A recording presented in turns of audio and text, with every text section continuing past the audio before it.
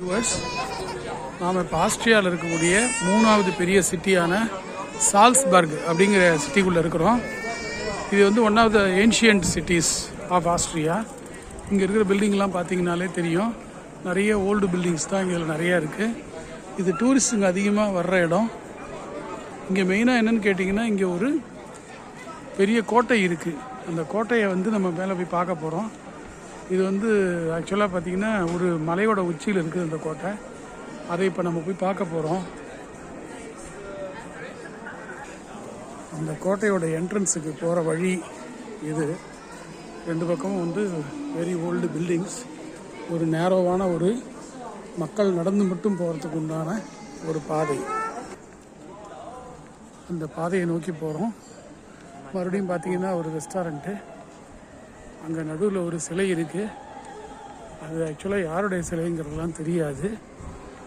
ஏதோ இந்த ஐரோப்பாவுடைய சரித்திரத்தில் ஏதோ இருக்கும். பெரிய இசை மேதையான மொசார்ட்டுடைய சிலை இது. இங்கே ஒரு பாப்பா நின்று பாடிக்கிட்டு இருக்கிறாங்க.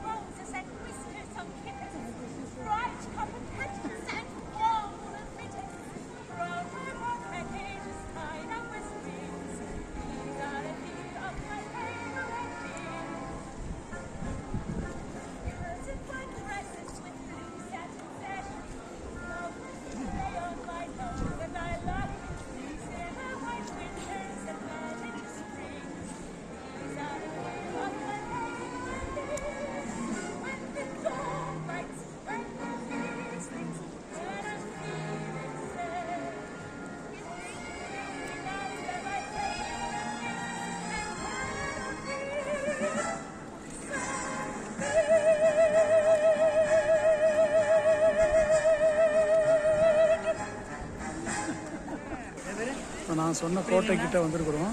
இதுக்கு முன்னாடி ஒரு பெரிய சிலை இருக்குது. இதில் ஃபவுண்டனோட ஒரு சிலை இருக்குது. இதை பார்த்துட்டு நம்ம வந்து அடுத்தது உள்ளே போகிறோம். ஆக்சுவலாக இது ஃபோர்ட்டு தானே